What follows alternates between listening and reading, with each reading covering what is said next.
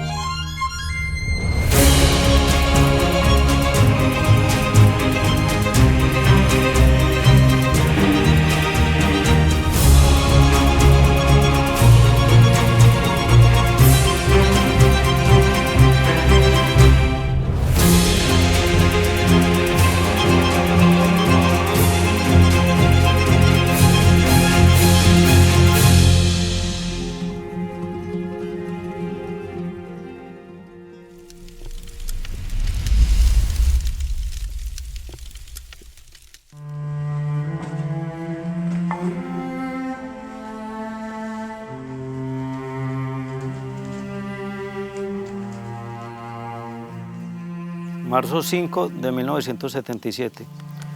Mi muy recordado Jesús Antonio, recibe mis más sinceros saludos deseándote que cuando ésta llegue a tus manos te encuentres pensando en mí como yo en ti.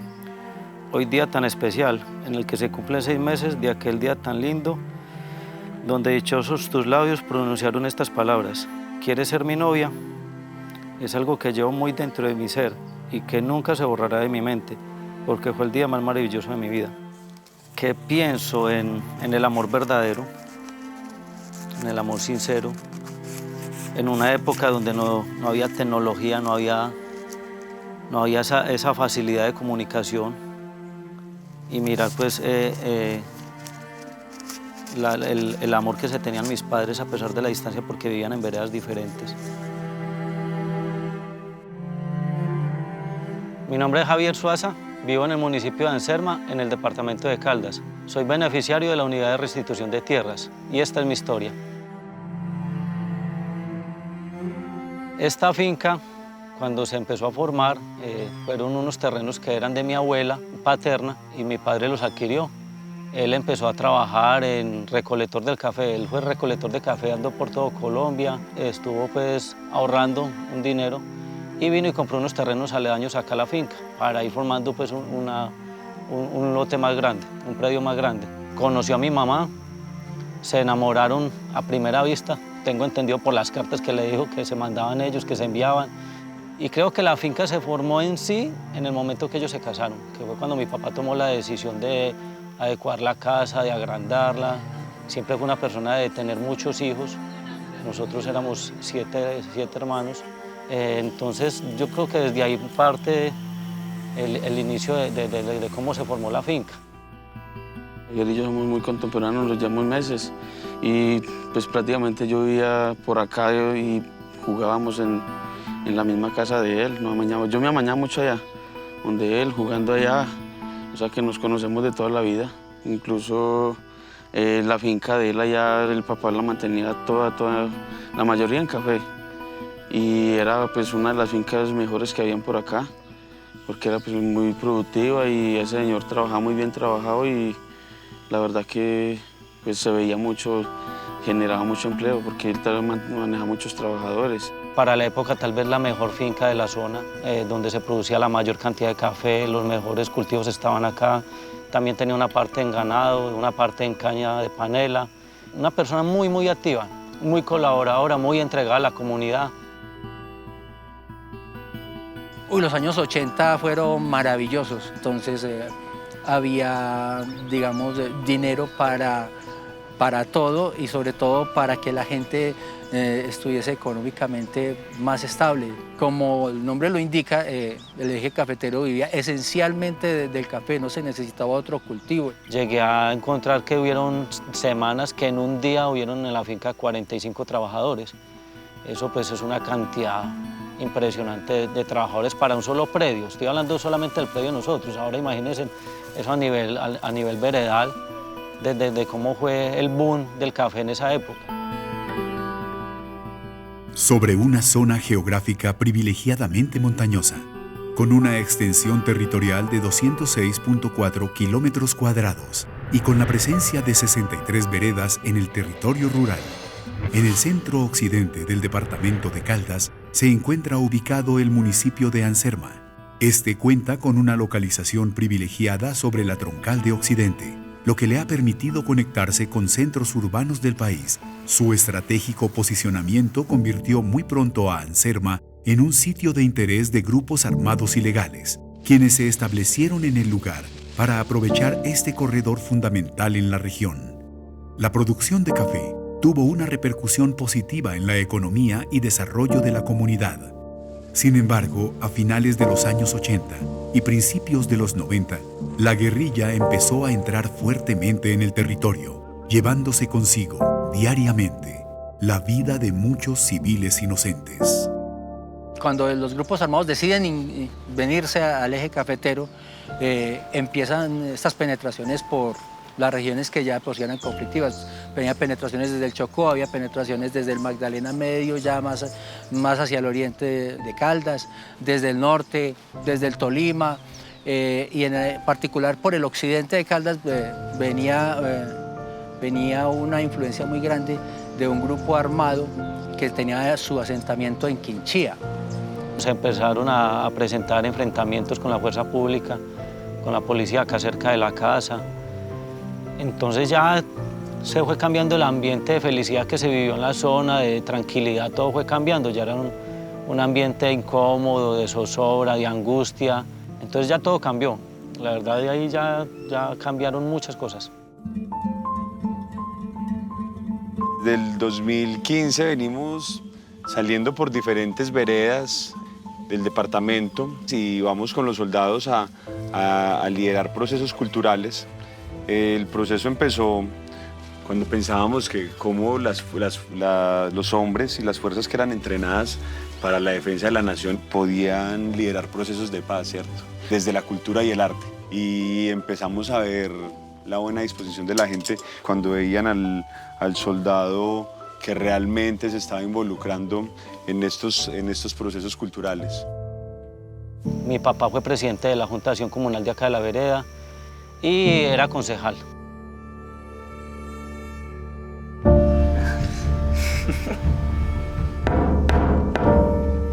El 7 de junio de 1992, ese día mi papá estaba de aniversario con mi mamá, estaban cumpliendo 12 años de casados. Tenemos retenida a su familia. Baje por ellos. Como a las 3:30 de la tarde llega un joven y le entrega una nota a mi papá. Luego me enteré que la nota decía que la guerrilla lo solicitaba abajo en la finca de mi abuelo materno, que allá tenían a mi tío Nando, a la esposa de él, Beatriz, y a Alejandra, la niña mayor de ellos, una bebé que para esa época tenía 2 meses, que si él no se presentaba, que lo asesinaban, que los asesinaban a ellos. Ya vuelvo, mijo.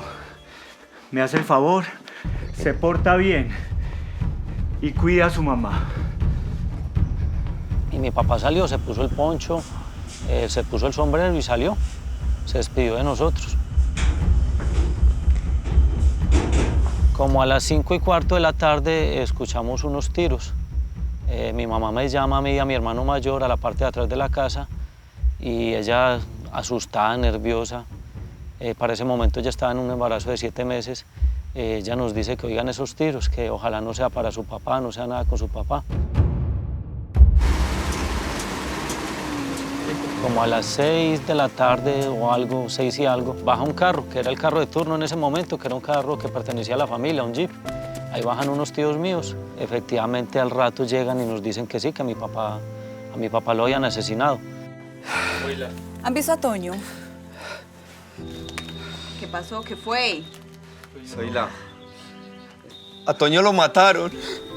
Acabamos de ver. Yo no. Mi mamá nos llama a todos, nos abraza fuertemente. Ella viendo pues esta situación, viendo que le quitaron su compañero de vida, su grande amor, y que no sabíamos qué íbamos a hacer. Mi hijo Javier en ese tiempo tenía 9 años, porque mi hijo mayor tenía 11. Y Javier, con rabia y todo, al rato ya, cuando trajeron al papá y todo, él dijo que me dio mucha cosa, porque él dijo que cuando él creciera los iba a matar. Y gracias a Dios no fue así. Siempre se vivía una situación complicada porque, pues, o sea, no solamente uno se siente afectado porque lo amenacen a uno, sino porque uno escucha, ve, a Julano lo hicieron ir, a Julano lo mataron, o si no se va, lo mataban. Yo al otro día, que pasó ya el entierro de él y todo, me fui a vivir con mi papá, que estaba ese año, se había ido a vivir a Anserma. Y entonces me fui para allá con mis hijos. La finca productivamente era muy rentable, pero ella tenía 7 meses de embarazo, no estaba en las condiciones de venir a hacerle frente a un predio así, y más en la situación de orden público que se presentaba en ese momento. Allá tuve las mellizas, ya por ahí como al año y 7 meses de muerto mi esposo, me vine a vivir acá otra vez. El hecho de regresar a la finca se debió a esto mismo, a que la situación económica en Anserma ya no nos permitía estar allá. A pesar de que en la zona estaba aún en conflicto, nos tocó regresar. Nos trasladamos desde acá a la finca a Anserma, seguíamos estudiando en Anserma. Ya cuando yo me gradúo, yo salgo para La Guajira, ya donde unos tíos que tenían un bingo, ellos me llaman y me dicen que si quiero ir a trabajar con ellos. Vi una oportunidad buena para poderle ayudar a mi mamá, esta oportunidad de ir a trabajar allá, y me fui para allá.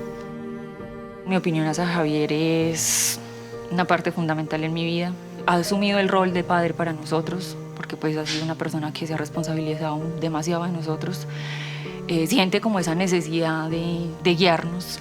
Mi pensamiento hacia él es, pues todo, yo lo amo, o sea, es fundamental en mi vida. Entonces él se fue para por allá y pues ya por allá estuvo un tiempo y se aburrió. Y él siempre le daba como por venir a visitar la finca porque él es muy amante a esta finca.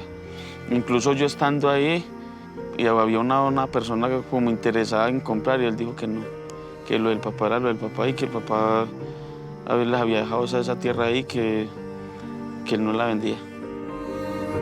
Cuando yo regreso a finales del 2003, quedo impactado viendo pues la situación en que estaba la finca. Estaba en una situación muy mala, pues muy caída, ya viendo a mi mamá ya de más edad, ya una mujer que le ha tocado muchos golpes en la vida. Un 24 de marzo, a eso de las 4 o 5 de la tarde, lamentablemente fueron asesinadas 2 niñas. 2 niñas de nombre Rosa, casualmente las 2, los titulares, la prensa regional tituló, cortan 2 rosas del jardín. Entre ellas estaba una de las primitas, que tenía 14 añitos, vilmente asesinada por un grupo al margen de la ley. Esto fue un episodio que fue noticia mundial. Cuando yo llego a la casa, un vecino me dice que habían acabado de asesinar a mi prima Rosa. Y yo no le creí, yo venga, pero ¿cómo así? Una niña de 14 años. 2004 era todavía caótico. El asesinato era diario, la masacre era diaria, el desplazamiento era diario, las amenazas, obviamente la represión de estos grupos contra los ciudadanos era un estrés completo, no solo para las autoridades, sino que obviamente mucho más trágico para las personas que lo vivían en carne propia. Después de la muerte de su sobrina, los tíos de Javier, que vivían en La Guajira, habían dejado a su madre un celular para que estuvieran en constante comunicación con ellos. Una tarde, cuando Javier llegó a su casa, se encontró con una escena que lo impactó. Su madre estaba en medio de 3 guerrilleros que le apuntaban a la cabeza, argumentando que el celular que tenía ella era para dar información al ejército. Javier no supo cómo reaccionar. Solo esperó a que los guerrilleros revisaran en una lista que tenían si estaba escrito el nombre de su madre. Por fortuna, ella no apareció ahí y los hombres se fueron, llevándose el celular. Ante las amenazas y el peligro, ella decidió dejar su finca definitivamente. No se puede vivir con miedo. Mi mamá salió, la verdad ya no teníamos una vida acá con mi mamá y las niñas, que cuando eso estaban todas las niñas pequeñas. Ella sale para Pereira, sale desplazada. Yo decido quedarme acá en la finca para no dejarla abandonada, no dejarla sola. En este tiempo empiezan ya a presentarse otro tipo de vacunas. Ahí nos tocaba vender un animal, vender una res para pagarle a ellos. Llegó un punto que yo ya no tenía la facilidad económica para cancelarles a ellos, para pagarles estas cosas. Yo me había vuelto un objetivo militar porque yo no había vuelto a dar las colaboraciones que ellos me pedían. Ya llevan como 3 ocasiones que yo no había dado.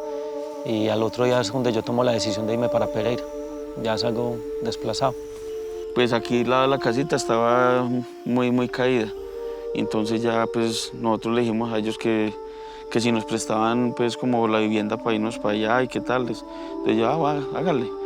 Y entonces ya ellos ya no querían volver por acá. Entonces yo ya me quedé un tiempo ahí y ya viendo de que pues la finca se estaba cayendo. Entonces yo dije, pues yo vivo jornaleando. Voy a ensayar a ver si soy capaz de levantar unas mejoritas acá y pues cuando ellos quieran volver, yo les entrego.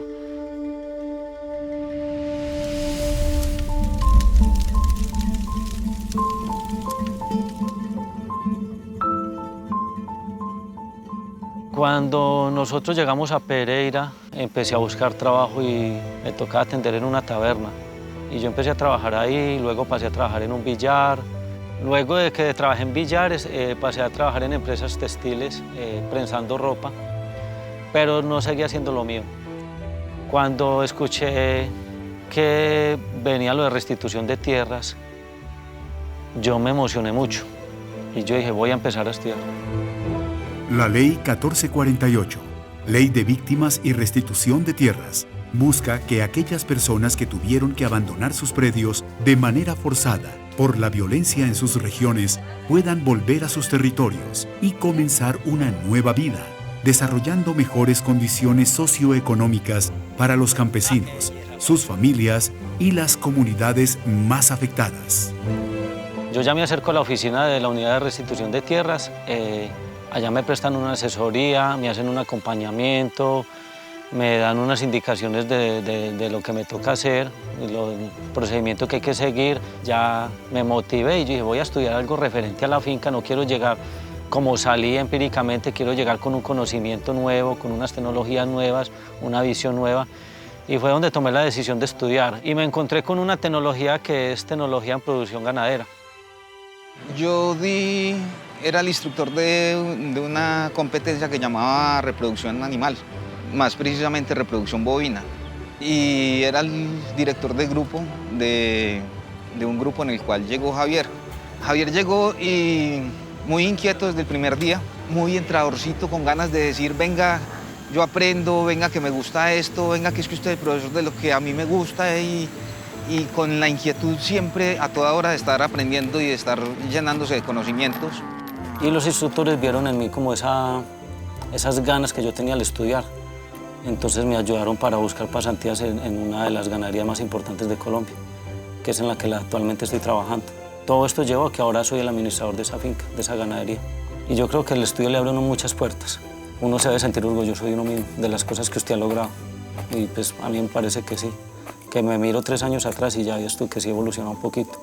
Y en la parte profesional, con el trabajo que tengo ahorita, la verdad hay un paso muy grande, que es algo que le agradezco mucho a mis jefes que me dieron esa oportunidad y ese apoyo. Cuando hacemos este trabajo con los soldados, realmente sí, lo que se quiere mostrar es que los soldados no son unas máquinas y que los soldados son seres humanos que se están poniendo el camuflado por nosotros para cuidarnos. Eso también son procesos que alimentan el alma y la humanidad de estos soldados. Después de que la Unidad de Restitución de Tierras presentó la demanda de solicitud ante la justicia, el juez emitió sentencia en el 2018, en la cual se incluía la implementación de un proyecto productivo. Javier, después de sus estudios, aprendizajes e interés, tomó la decisión de empezar a consolidar el proyecto productivo de ganadería, con el entusiasmo de transformar con su experiencia esta labor campesina. Su objetivo era tecnificar la ganadería para cuidar el medio ambiente, los animales y obtener mejores resultados en cuanto a la calidad de sus productos. De las felicidades grandes que yo he tenido es cuando me dijeron que me iban a devolver el predio, con todos los beneficios que llegaban, que no solo era tenga su predio, defiéndase, sino un acompañamiento y otras ayudas, la parte de vivienda, la parte del proyecto productivo, que tal vez es de las más grandes, de ayudas que le pueden dar a las personas restituidas. No, fue una sensación increíble. Pues yo me sentí muy feliz con la noticia, gracias a Dios en primer lugar, y a Javier, que hizo la gestión y la restitución de tierra, que no la devolvió, porque sí, prácticamente la teníamos ya perdida.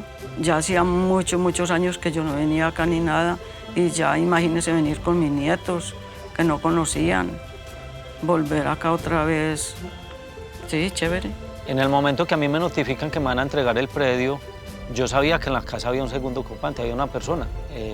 Siempre dije que yo no quería que Alfredo saliera como un desplazado más, porque pues, yo ya me había enterado que él de alguna forma ya había formado un hogar acá en mi casa, se había casado, tenía una hija y un hijo, vivía con su mamá, entonces de alguna forma se había vuelto su hogar también para él. Nosotros, mi familia y yo siempre expusimos que esa parte de que Alfredo, que hubiera alguna forma de ayudarlo. Yo les dije pues que yo no era dueño ni me creía dueño de los terrenos, sino que pues si de pronto a mí me sacaban de allá, así sin nada, prácticamente yo quedaba más pobre de lo que estaba. El señor Sigifredo, de manera libre, espontánea, expresó que este predio no era de su propiedad, que reconocía que el predio era del señor Javier, además de ello que eran víctimas del conflicto armado interno, que no se oponía a la restitución de tierras y que por lo tanto reconocía que esas personas deberían ser titulares del derecho a la restitución de tierras. Presentó su declaración, demás testimonios, y como prueba de ello y resultado fue que un juez especializado en restitución de tierras efectivamente lo reconoció como un segundo ocupante. Dijo que tenía derecho también a un proyecto productivo, a una mejora de vivienda y demás beneficios que otorga la unidad de restitución de tierras, como lo fue el pago de las mejoras realizadas sobre el predio que se encontraba explotando. Y eso precisamente es lo que hoy en día concluyó en que existieran unas medidas de reparación para ambos, como una restitución integral. Estrecho de manos, aquí. Nunca hubo un mal ambiente, ¿cierto, Alfredo? Sí. Jamás, no, siempre hemos tenido una muy buena amistad. Desde niños hemos tenido muy buena amistad.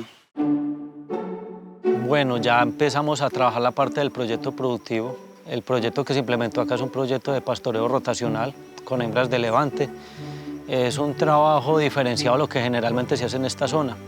Es un trabajo tecnificado, ya pues con aprendizajes que he tenido y con toda esta parte del acompañamiento de la unidad de restitución de tierras, de la parte del proyecto productivo, arrancamos nuevamente, ya otra vez a llegar al punto de que la finca la volviéramos a tener como la dejó mi papá.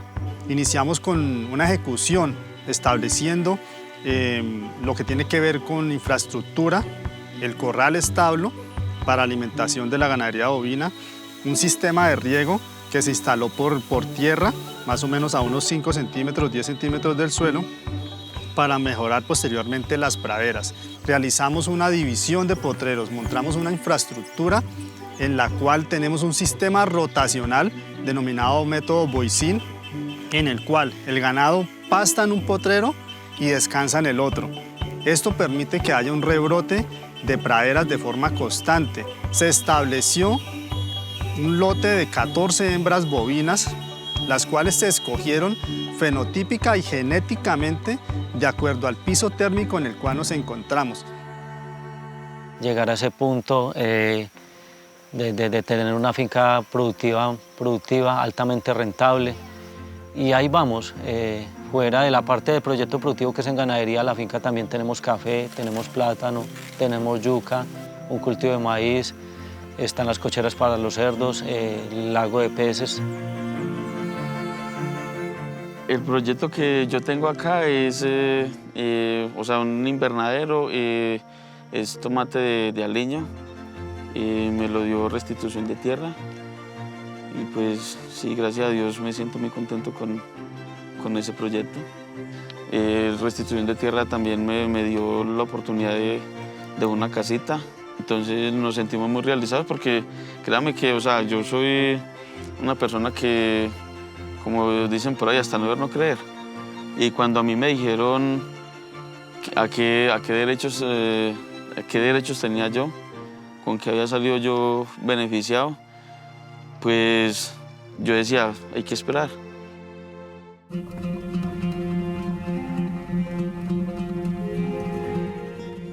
Bueno, familia, les hacemos entrega del mural, un trabajo en co-creación con toda la comunidad, con nuestro ejército, con los niños, y esperamos que este sea el futuro de la Agropecuaria La Esperanza.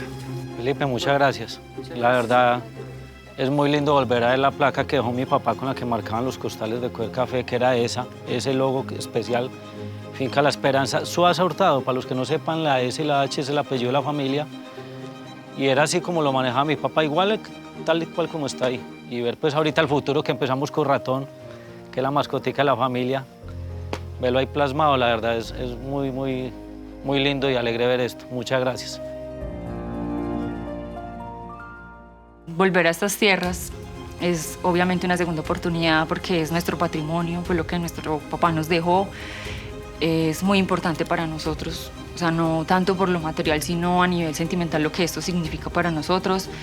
Sabemos lo que esto era para él, a dónde quería llegar, entonces poder retomar como ese legado que él nos dejó, pues obvio sí es una segunda oportunidad para nosotros. Sí, me siento orgullosa de volver acá otra vez a la finca, al lado de Javier, ya ver todo lo que tiene acá en producción. Le veo cerdos, ganado, árboles frutales, mucha cosa. Y la finca sí, ya él la lleva ya muy bien. ¿Qué se siente? Alegría, felicidad y tranquilidad. Esto es lo de nosotros, las raíces, la tierra, todo esto. Un mensaje que le podría dejar a las personas: no abandonen el campo, no lo dejen. El campo es la vida, es el motor, es el eje principal de cualquier país. Entonces, ¿qué les puedo decir? Que el campo jamás se puede abandonar.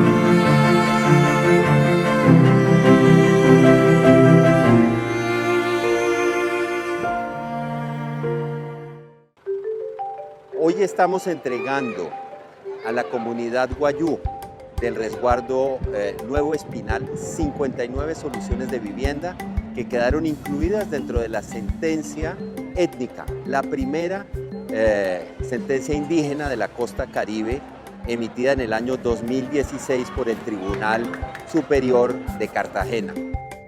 Para nosotros, como comunidad, como resguardo indígena Guayú, es un logro tener unas condiciones de unas casas dignas y que van a mejorar no solamente la parte anímica, sino la parte integral de los habitantes y cada uno de los miembros que fueron beneficiados de este programa de vivienda.